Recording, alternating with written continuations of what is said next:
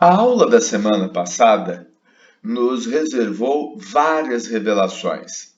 Primeira, as memórias não eram lineares como a gente imaginava. As memórias são matriciais, são matrizes de N linhas por 4 colunas. Portanto, uma linha de memória são, na verdade, 4 bytes, ou, se você preferir, 32 bits. Uma outra revelação importante foi que até semana passada nós acreditávamos que os barramentos eram em número de 3. O barramento de endereços, o barramento de dados e o barramento de controle. E na semana passada vimos que, na verdade, eles são em número de 5, pois o barramento de endereços, após a ponte norte, se divide em dois, o RAS e o CAS. O RAS responsável pela localização de linhas e o CAS responsável pela localização de colunas.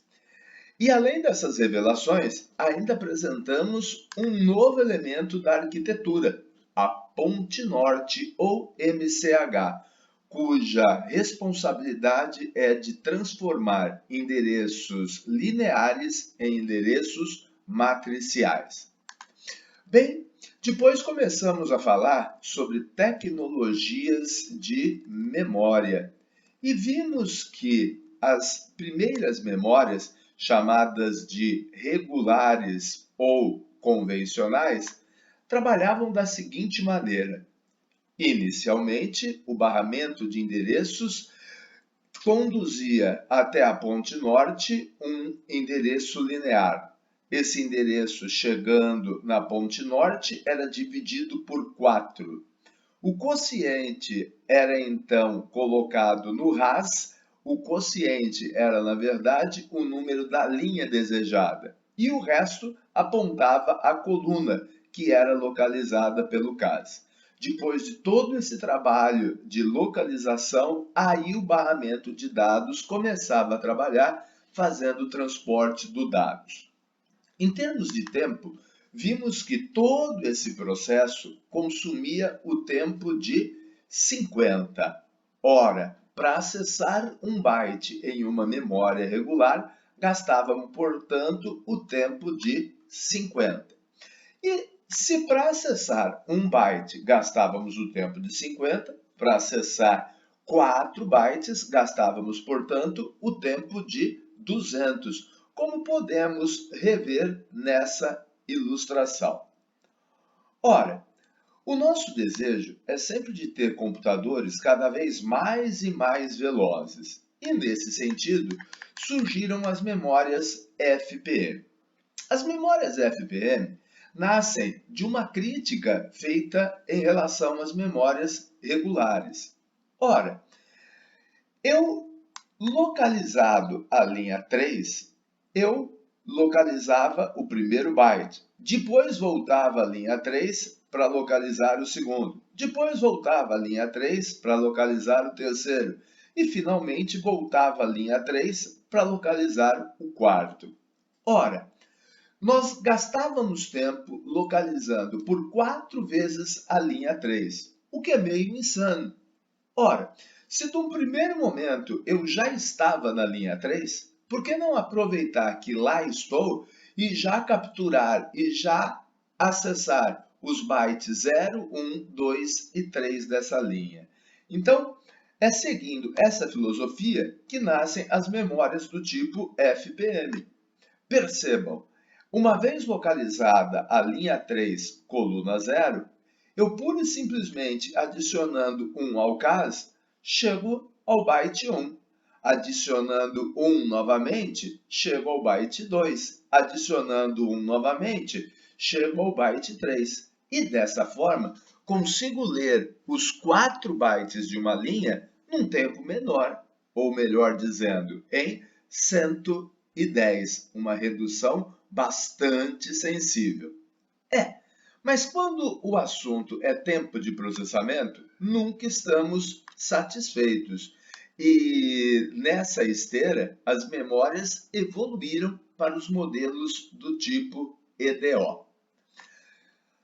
Percebendo que nas memórias FPM o CAS e o barramento de dados nunca trabalham ao mesmo tempo, que enquanto um trabalha, o outro nada faz, surgiu a ideia de colocar esses dois componentes para trabalhar simultaneamente. De tal sorte que, enquanto eu carrego o dado 0, eu já localizo o byte seguinte. Enquanto eu carrego o dado 1, eu já localizo o byte seguinte. E assim sucessivamente. E dessa forma, as EDOs conseguem fazer no tempo de 80 aquilo que a FPM fazia no tempo de 110. Ou seja, temos aí mais uma redução de tempo.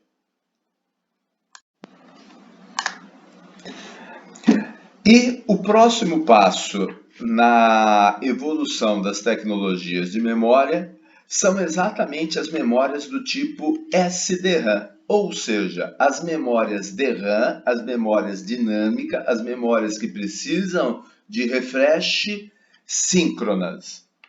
Ô, professor, esse desenho é o desenho de uma bolacha? Esse desenho é um desenho de um wafer? Exatamente, meu amigo, exatamente. Mas, professor, esse desenho não está meio deslocado nesse assunto? Não, não está não. Na verdade, uma SDRAM é um wafer de memórias EDO. Não está me entendendo? Vamos lá. Qual é a principal característica de uma bolacha wafer? São várias camadas, podem ser 2, 3 camadas sobrepostas. Uma memória SDRAM é exatamente um wafer de 2 camadas de EDO. Então eu gostaria que você imaginasse 2 memórias do tipo EDO, uma sobre a outra, dispostas como se fosse um wafer. Bom, acho que a imagem na tua cabeça seria alguma coisa parecida com isso. Eu tenho aqui a primeira EDO, eu tenho aqui a segunda EDO. Para facilitar o nosso entendimento, eu estou colocando elas lado a lado. Cada linha, 4 bytes, nenhuma diferença. Cada linha, 32 bits. Mas percebam agora a grande sacada desse tipo de memória SDRAM. Quando eu localizo a linha 2, pergunto, eu localizei a linha 2 da primeira ou da segunda EDO? Creio que a tua resposta tenha sido das duas, professor. Como elas estão montadas uma sobre a outra, quando eu encontrei a linha 2, eu encontrei, na verdade, a linha 2 de ambas as EDOs. Perfeito o teu raciocínio. E dessa forma, eu agora acabei de localizar não uma linha, mas 2 linhas. Aliás, eu quero chamar a tua atenção para o fato de que eu tenho dados gravados ao longo das colunas dessa linha. Você está percebendo? M, U, 2 Is, 1 A, 1 R. Na verdade, gente, o que eu tenho gravado aí é o meu nome, Maurício. Você está com alguma dificuldade de entender que aí está gravado o nome Maurício? Então, vamos para o gráfico abaixo, que eu tenho certeza que as coisas vão ficar mais fáceis. Olha lá. Quando eu localizar a linha 2, coluna 0, eu tenho na primeira EDO a letra M e eu tenho na segunda EDO a letra A. Ou seja, nesse momento, o barramento de dados vai transportar 2 caracteres e não um como fazia antes, exatamente MA, M e A. Quando eu localizar a coluna 1, aí o barramento de dados vai transportar o U e o R. Quando eu localizar a coluna 2, eu vou transportar pelo barramento de dados o I e o C, e posteriormente o I e o O. Gente, leia na vertical Mauricio, ou seja, o meu nome agora é gravado ao longo de duas linhas, ou melhor, quando eu acessar um endereço, quando eu acessar uma coluna, eu vou estar pegando dois caracteres, enquanto nas memórias do tipo Edo eu pegava apenas um único caractere. Conclusão: no tempo de 80 das memórias do tipo Edo, eu lia uma linha. Agora, nas memórias do tipo SDRAM, no tempo de 80, eu leio duas linhas. Logo, é como se eu lesse uma linha a cada 40. Ou seja, consegui nova redução no tempo de acesso à memória. Lembre-se, começamos com um tempo de 200 e já estamos com um tempo de 40. Realmente muito bom. Mas será que estamos satisfeitos?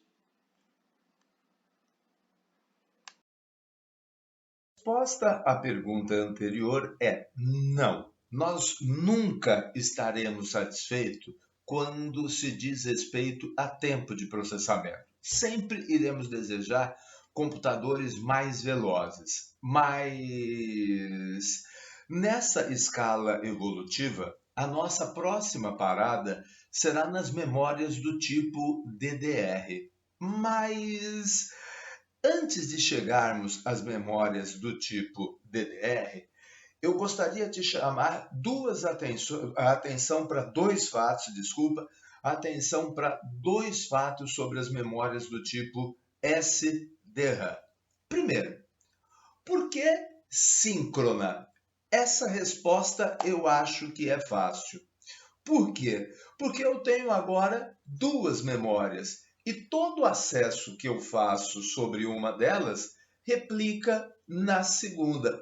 Como nas Olimpíadas, que a gente tem aquelas competições de nado sincronizado, em que entram duas moças na piscina e fazem movimentos exatamente iguais. Então, por que as memórias são sincronizadas? Porque são duas e o acesso que eu faço em uma replica na segunda. Somente por isso. E agora eu quero voltar a algo que eu falei no início da nossa aula passada, sem muita ênfase. Lembra que eu falei que jamais existiria memória de 64 bits? Que as memórias seriam sempre matrizes de 4 colunas, sempre linhas de 32? Por que eu disse aquilo naquele momento? Hoje você é capaz de me entender. Quando eu junto duas memórias EDO, duas memórias de 32, ao localizar uma linha, eu estou localizando, na verdade, 64 bits. Eu estou localizando 8 bytes. 4 da primeira linha, 4 da segunda linha. Ou seja, sem querer, com essa composição, eu já consegui uma memória do tipo 64 bits. Então, jamais vai se gastar dinheiro, tempo, investimento na produção de memórias de 64 bits. Por quê? Porque ao juntar 2 e 32 num wafer, a gente acaba tendo a mesma, certo? Bom, meus amigos, agora eu acho que a gente pode começar a falar a respeito de memórias do tipo DDR. E, gente, quando eu falo de memória DDR, a coisa fica mais no campo da eletrônica do que no campo da funcionalidade. Até agora, quando a gente falou de memórias FPM, EDO, SDRAM, eu consegui te mostrar o que realmente acontece para que essas memórias tenham um desempenho melhor. Agora, quando eu falo em memória DDR, o aperfeiçoamento está no nível eletrônico da coisa. Significa que as memórias DDR, que aliás significam Double Data Rate, que aliás significa taxa de acesso dobrado, elas conseguem, no tempo em que a SDRAM faz uma coisa, elas conseguem fazer duas coisas. Então a eletrônica, o clock dessas memórias foi alterado nesse sentido. Então, vamos ver direitinho o que seria uma memória DDR, DDR2, DDR3 e DDR4. Vamos lá? Bem, finalmente chegamos ao estado da arte. Aliás, estado da arte é uma expressão que Peopleware gosta demais e significa o que existe de mais atual, o que existe hoje em dia, que são as memórias do tipo DDR. Na verdade, a gente fala DDR, mas o nome correto é DDR-SDRAM. É que a gente prefere abreviar. E DDR significa Double Data Rate, ou seja, taxa de transferência de dados dobrada. Então, se a gente pegar aqui uma memória do tipo DDR, ela vai fazer o acesso de uma linha no tempo de 20. Ora, quando eu tinha uma memória do tipo SDRAM, uma linha era acessado no tempo de 40. Agora, numa memória DDR, esse tempo cai pela metade. E quando a memória for DDR2, na verdade, DDR2 deveria se chamar DDR-SDRAM, ou melhor, a Double Data Rate SDRAM, ou seja, a SDRAM cuja taxa de transferência foi dobrada duas vezes, ou seja, se a SDRAM fazia o acesso de uma linha no tempo de 40, quando eu dobro o desempenho em uma vez, o tempo cai para 20. Quando eu dobro uma segunda vez, o tempo cai para 10. O mesmo raciocínio vale para as DDR3, que conseguiram dobrar novamente o desempenho, ou seja, o acesso de uma linha cai agora para o tempo de 5. E as DDR4 conseguiram a proeza de dobrar o desempenho mais uma vez. Ou seja, aquilo que era feito no tempo de 5, agora é feito no tempo de 2,5. Meus amigos, percebam que evolução fantástica! A gente saiu de uma linha sendo acessada em 200 para o tempo de 2,5, aproximadamente 1%. Ou seja, ao longo dessa escalada evolutiva, nós conseguimos reduzir o tempo de acesso à memória a 1% daquilo que era lá na década de 80. Sem sombra de dúvida, fantástico. E, professor, vai existir uma DDR5? Para falar a verdade, já existe. Só que, em termos práticos, esquece. Você nunca vai precisar de uma DDR5. Em níveis práticos, nós vamos estacionar nas DDR3 e nas DDR4. Por quê? Porque lembra quando a gente falou de memória cache? Naquela oportunidade, eu disse a vocês que hoje em dia, 98,5% dos acessos à memória são feitos em cache. Ou seja, quando você precisa de um dado, em 98,5% das vezes, esse dado está na cache, que é muito mais rápida do que qualquer DRAM, até mesmo mais rápida do que uma DDR. Então, esse ganho de tempo, eu quero que você perceba que ele se dá em cima de 1,5% dos acessos à memória. ou seja, uma quantidade muito pequena. E isso não motiva e nem justifica novos investimentos para a agilidade desse modelo de memória. Então já fazem alguns anos que nós estamos estacionados nas DDR3 e 4 porque não há necessidade de ser mais rápido. Certo? Legal. Chegando ao final de mais uma aula e ao longo dessas 2 últimas semanas, acompanhamos a evolução das tecnologias para a memória e, de certa forma, podemos dizer que nós já sabemos muito a respeito de memória.